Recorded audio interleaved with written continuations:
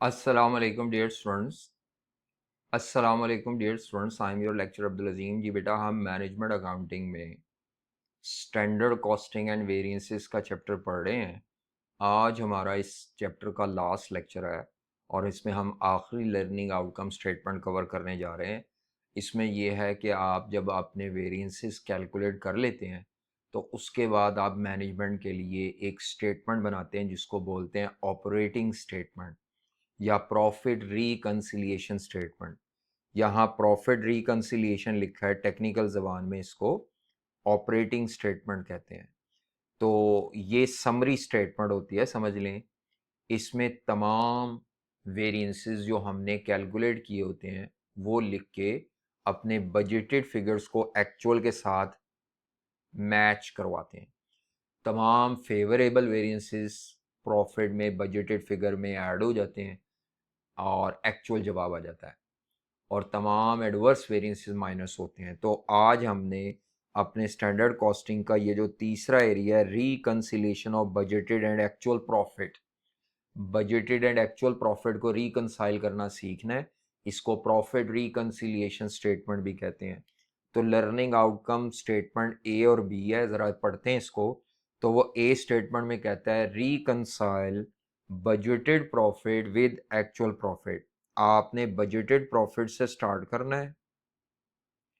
इसमें जो भी वेरिएंसेस होंगे फेवरेबल वाले ऐड हो जाएंगे, एडवर्स वाले माइनस करके जवाब आपका एक्चुअल प्रॉफिट के बराबर आ जाएगा। तो कहता है reconcile the budgeted profit with actual profit under standard absorption costing. Absorption costing को स्टैंडर्ड एब्जॉर्प्शन कॉस्टिंग भी कहते हैं।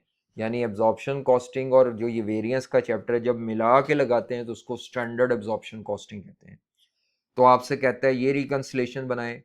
जब आप मार्जिनल कॉस्टिंग में आते हैं तो वो कहता है रिकंसाइल करना है बजटेड प्रॉफिट को या कंट्रीब्यूशन को, बजटेड प्रॉफिट को या कंट्रीब्यूशन को एक्चुअल प्रॉफिट के साथ या एक्चुअल कंट्रीब्यूशन के साथ। मार्जिनल कॉस्टिंग में मसला है, कभी स्टेटमेंट प्रॉफिट से स्टार्ट होती है और कभी कंट्रीब्यूशन से स्टार्ट होती है। तो कैसे स्टार्ट करनी है वो मैं आपको बता दूंगा। तो अभी आते हैं जनाब पहले एब्जॉर्प्शन वाली और फिर मार्जिनल कॉस्टिंग वाली। ठीक है, जो कहेगा वहां से शुरू कर लेंगे। आए जी जनाब, देखें डेटा वो क्या कहता है। आपको ये डाटा दिया हुआ है, आपने प्रॉफिट की रिकंसिलेशन करनी है अंडर एब्जॉर्प्शन कॉस्टिंग।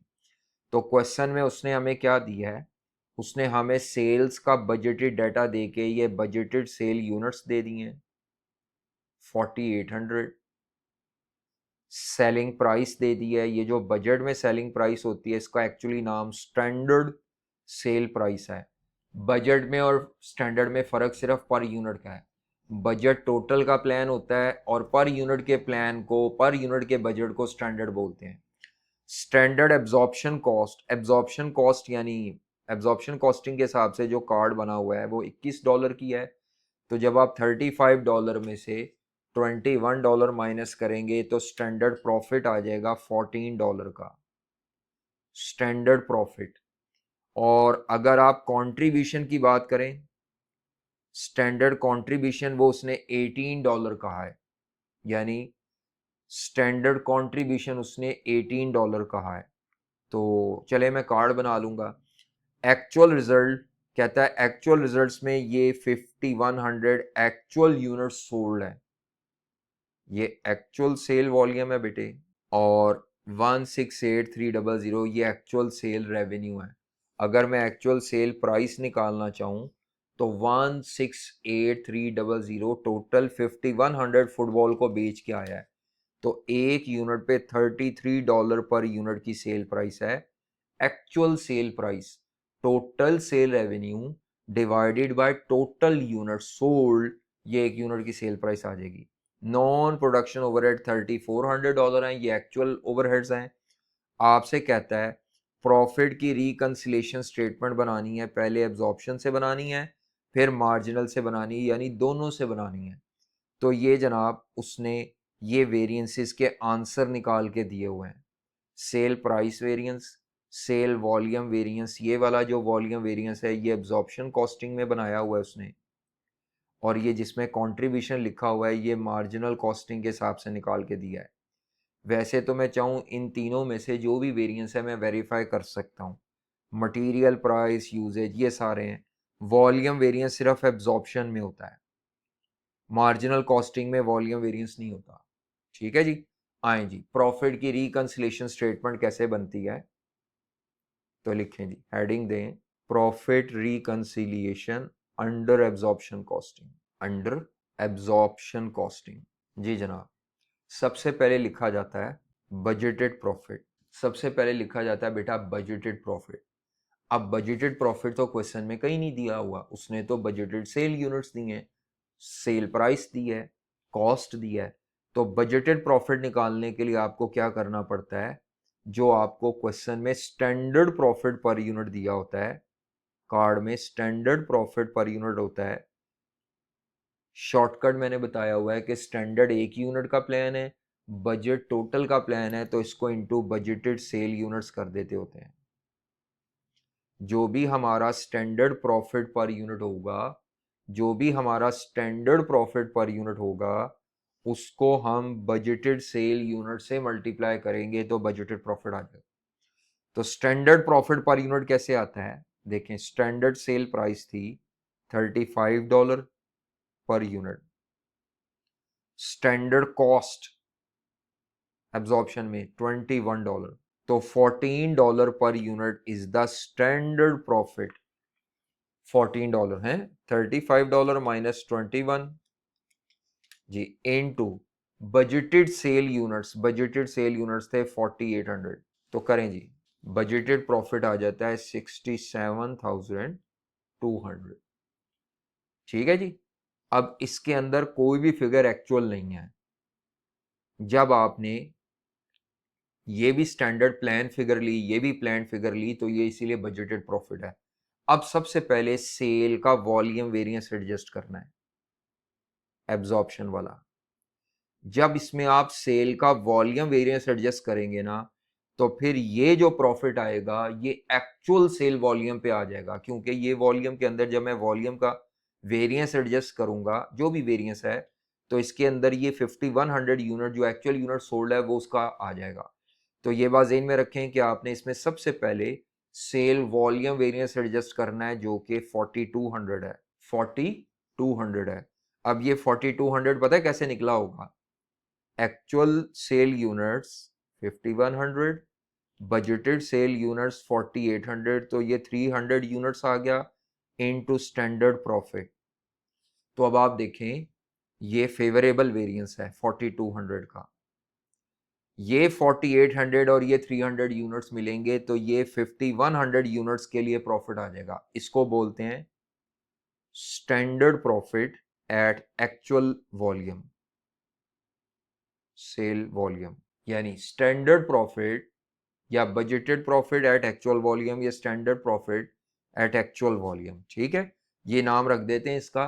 वॉल्यूम इसमें एक्चुअल हो चुका है, प्रॉफिट क्यों स्टैंडर्ड कह रहा हूं, क्योंकि ये जो $14 है ये अभी इसमें एक्चुअल फिगर अभी कोई नहीं आई, वॉल्यूम को हमने सही कर लिया है, प्रॉफिट अभी हमारा ठीक पर यूनिट पे नहीं हुआ, तो अब ये आपके पास आ जाएगा 71,400 मेरा ख्याल है। तो इसमें क्योंकि यूनिट्स एक्चुअल ये निकाल के नहीं दिखाना, वो तो मैंने आपके लिए किया है कि 4800 प्लान वॉल्यूम था, जब इसमें ये 300 यूनिट्स का फर्क वेरिएंस एडजस्ट हुआ, ऑटोमेटिकली ये 5100 यूनिट्स पे आ गया। ठीक है, यानी अगर मैं 5100 यूनिट्स को इंटू 14 करूं, 5100 यूनिट्स को इंटू 14 करूं तो यही आ जाएगा। अब इसमें सारे बाकी वेरिएंस एडजस्ट करने हैं, सेल प्राइस का वेरिएंस, सारे प्राइसेस के वेरिएंस और कॉस्ट के, सेल प्राइस वेरिएंस एडजस्ट करना है, वो एडवर्स था 10,200। मटेरियल का प्राइस वेरिएंस 1575, मटेरियल का यूजेज वेरिएंस, अब सिर्फ उठा के कॉपी करने दिए हुए हैं, ये कैसे निकले वो अभी डाटा ही नहीं दिया वो मुझे। 450 एडवर्स, आप ये देखें प्राइस अगर फेवरेबल आ रहा है तो यूजेज एडवर्स आ रहा है। लेबर का रेट वेरिएंस, फिर नीचे लेबर का एफिशिएंसी। हाँ जी, लेबर का रेट था 10,400 फेवरेबल और ये 1200 का एडवर्स है। फिर वेरिएबल ओवरहेड का एक्सपेंडिचर वेरिएंस, एक्सपेंडिचर कितना है जी, और वेरिएबल ओवरहेड का एफिशिएंसी। तो वेरिएबल ओवरहेड का एक्सपेंडिचर ये रेट को ही कहते हैं, -2080 और -200। अच्छा जी, फिक्स्ड ओवरहेड का एक्सपेंडिचर वेरिएंस 560 और फिक्स्ड ओवरहेड का वॉल्यूम वेरिएंस 1200। तो ये आ जाएगा एक्चुअल प्रॉफिट। जी जनाब, तो आप प्लस माइनस करें 1575, ये सारी फिगर्स प्लस माइनस करने के बाद क्या आ रहा है 69885। ये एक्चुअल प्रॉफिट है अंडर एब्जॉर्प्शन कॉस्टिंग।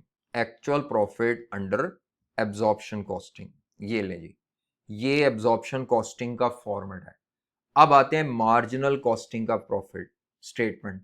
तो मार्जिनल कॉस्टिंग से अगर प्रॉफिट स्टेटमेंट आए तो उसका फॉर्मेट थोड़ा डिफरेंट है। प्रॉफिट रिकंसिलिएशन या operating statement under marginal costing. Profit reconciliation under marginal costing. जी देखें, इसमें क्या होता है, मार्जिनल कॉस्टिंग के हिसाब से हम बजटेड प्रॉफिट से स्टार्ट करेंगे, बजटेड प्रॉफिट से या बजटेड कंट्रीब्यूशन से। तो मैं आपको जो फॉर्मेट लिखवा रहा हूं, आपने इसको याद कर लेना है। अगर प्रॉफिट से कहे तो यहां से शुरू कर दीजिएगा, अगर कंट्रीब्यूशन से कहे तो नीचे से थोड़ा शुरू कर देना। तो आप क्या करेंगे, बजटेड प्रॉफिट, मिसाल के तौर पर देखें, अगर आप मार्जिनल कॉस्टिंग की इनकम स्टेटमेंट ज़हन में लेकर आए तो सबसे पहले सेल होती है माइनस टोटल वेरिएबल कॉस्ट होती है, चाहे बजटेड ही सही, तो ये कंट्रीब्यूशन आ जाता है, माइनस फिक्स कॉस्ट होती है, तो ये प्रॉफिट आ जाता है। तो अगर मैं बजटेड प्रॉफिट से शुरू कर रहा हूं, वही फॉर्मूला है बजटेड प्रॉफिट का, स्टैंडर्ड प्रॉफिट इनटू वही वॉल्यूम, वही आंसर आएगा। बजटेड प्रॉफिट कितना है 67,200। अगर मैंने बजटेड प्रॉफिट से शुरू किया है तो मुझे पहले बजटेड कंट्रीब्यूशन पे आना है। असल में मार्जिनल कॉस्टिंग की स्टेटमेंट कंट्रीब्यूशन से स्टार्ट होती है, लेकिन आपको एग्जामिनर कुछ भी कह सकता है। अगर वो बजटेड कंट्रीब्यूशन से कहेगा तो आपने कंट्रीब्यूशन से शुरू कर देनी है, अगर वो प्रॉफिट से कहेगा तो प्रॉफिट से कर दें। मैंने प्रॉफिट से किया ताकि एक यूनिवर्सल बन जाए। अब क्योंकि प्रॉफिट से कंट्रीब्यूशन पे बैक जाना है, तो जो फिक्स कॉस्ट या माइनस हो रही है उसको ऐड बैक करेंगे। बजटेड प्रॉफिट में अगर बजटेड फिक्स कॉस्ट ऐड कर दी जाए, बजटेड प्रॉफिट में बजटेड टोटल फिक्स कॉस्ट अगर ऐड कर दी जाए तो ये आ जाएगा बजटेड कंट्रीब्यूशन। तो बजटेड प्रॉफिट से शुरू करेगा तो फिर आप यहां से यहां पे आ जाएंगे। अगर उसने बजटेड कंट्रीब्यूशन से शुरू करने को कहा, फिर आप बजटेड कंट्रीब्यूशन से शुरू करेंगे, ऊपर वाली दो लाइनें स्किप कर देंगे। तो इस क्वेश्चन में पूरे सवाल में बजटेड फिक्स कॉस्ट ढूंढे तो नहीं मिलेगी। फाइंड हो सकती है, बजटेड फिक्स कॉस्ट फाइंड हो सकती है, मैं कर देता हूं आपको, लेकिन बजटेड फिक्स कॉस्ट रेडीमेड नहीं है। तो बजटेड प्रॉफिट कैसे आया था, $14 को इंटू हमने 4800 के बजटेड यूनिट्स किया था। अगर आप बजटेड कंट्रीब्यूशन निकालना चाहते हैं तो वो $18 है, $18 था मेरा ख्याल है, $18 था कंट्रीब्यूशन। जी ये है स्टैंडर्ड कंट्रीब्यूशन, $18 है इंटू 4800 यूनिट्स। तो आप देखें कंट्रीब्यूशन में और प्रॉफिट में $4 का डिफरेंस है, तो वो बजटेड फिक्स कॉस्ट भी आ सकती है। तो बजटेड स्टैंडर्ड कंट्रीब्यूशन भी दिया हुआ था, स्टैंडर्ड प्रॉफिट भी हमने निकाल लिया हुआ था। तो बेटे आपकी ये फिक्स कॉस्ट बैलेंसिंग फिगर आ गई है। तो चाहे पर यूनिट पे देख लो चाहे टोटल में देख लो, तो मैंने क्या किया, जो स्टैंडर्ड कंट्रीब्यूशन था इसको इंटू 4800 किया तो ये 86,400 आ गया। तो ज्यादातर वो वैसे कंट्रीब्यूशन से शुरू करवाएगा, तो फिर आपने standard contribution per unit into budgeted unit से करके बजटेड कंट्रीब्यूशन से स्टार्ट कर लेनी है। अच्छा, अब ये मेरी फिक्स कॉस्ट कितनी है, या तो डिफरेंस से निकाल लें या मल्टीप्लाई करके निकाल लें। तो ये देख लो, budgeted profit add back budgeted fix cost, ये आ गया बजटेड कंट्रीब्यूशन। अब इसमें भी हमने सबसे पहले सेल का वॉल्यूम कंट्रीब्यूशन वेरिएंस एडजस्ट करना है। सेल का वॉल्यूम कंट्रीब्यूशन वेरिएंस हमने निकाला हुआ है, वो नॉर्मली निकलता है actual sale units minus budgeted sale units. तो वो आ जाता है 300 यूनिट्स इनटू $18 का कंट्रीब्यूशन। तो 5400 फेवरेबल होना चाहिए। 5400, ये देखें 5400 ही है, मैं क्रॉस वेरीफाई भी करके दिखा रहा हूँ। तो जब आपके ये 4800 यूनिट्स में ये वाले 300 यूनिट्स एडजस्ट होंगे तो ये बजटेड कंट्रीब्यूशन की बजाय बन जाएगा standard contribution at actual volume, actual sale volume या एक्चुअल वॉल्यूम। तो ये इसका नाम है, ये नाम आपने याद रखना है। वैसे तो ये नाम ना भी लिखें तो काम चल जाता है। तो 91,800।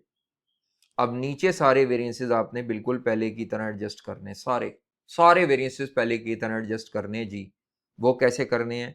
Standard contribution at actual volume आ गया, अब इसमें सेल प्राइस वेरिएंस एडजस्ट करें, वो मार्जिनल और एब्जॉर्प्शन का आंसर सेम होता है। तो लिखते जाता हूँ सारे वेरिएंसेस। 10,200, उसके बाद मटेरियल का प्राइस वेरिएंस, मटेरियल का यूजेज वेरिएंस, लेबर का रेट वेरिएंस। इसकी थोड़ी सी प्रेजेंटेशन टेक्निकल है मार्जिनल की। लेबर का एफिशिएंसी वेरिएंस, वेरिएबल ओवरहेड का रेट या एक्सपेंडिचर, वेरिएबल ओवरहेड का एफिशिएंसी। फिक्स नहीं लिखना आपने यहाँ पे भी। ये आपके पास जो रकम आ जाएगी ये आ जाएगा एक्चुअल कंट्रीब्यूशन। सारी सेल और वेरिएबल कॉस्ट के सारे वेरिएंसेस एडजस्ट करने के बाद, सारे वेरिएबल कॉस्ट के वेरिएंस एडजस्ट करने के बाद ये आ जाएगा एक्चुअल कंट्रीब्यूशन। अगर उसने बेटा बजटेड कंट्रीब्यूशन को एक्चुअल से टैली कराया है तो आपकी स्टेटमेंट यहां से स्टार्ट होगी और यहां एंड हो जाएगी, बस।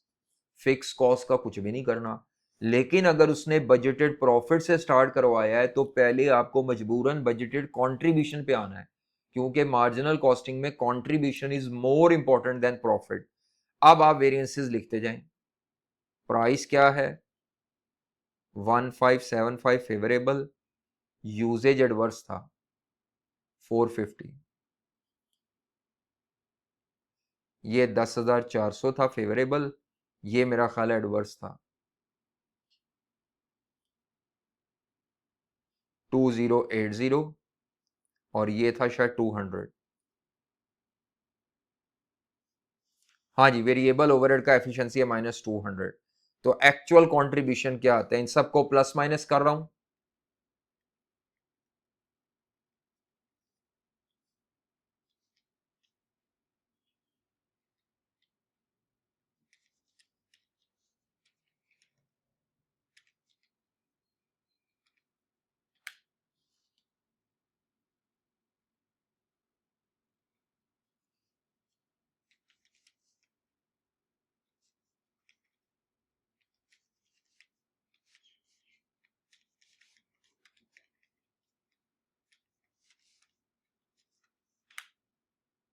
हाँ जी, ये सारा प्लस माइनस करके एक्चुअल कंट्रीब्यूशन आ गया 89645। अगर उसने कंट्रीब्यूशन तक मांगा है तो स्टेटमेंट कंप्लीट। लेकिन अगर उसने प्रॉफिट मांगा है तो फिर अब आपको इसमें से एक्चुअल फिक्स कॉस्ट माइनस करनी पड़ेगी। एक्चुअल फिक्स कॉस्ट वो कितनी थी? एक्चुअल फिक्स कॉस्ट कितनी थी वो तो नहीं पता। एक्चुअल फिक्स कॉस्ट तो नहीं पता हमें। तो उसका तरीकाकार ये होता है, जो बजटेड फिक्स कॉस्ट होती है, बजटेड फिक्स कॉस्ट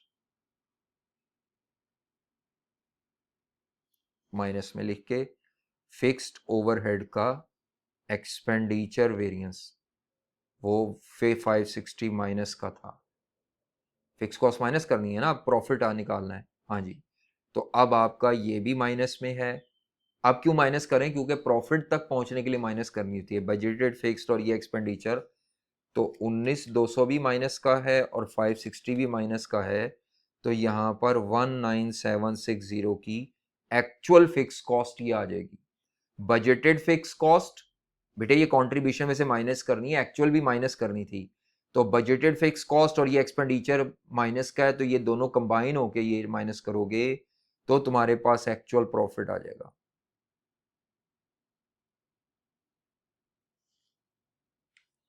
$89645 - 19760 69885।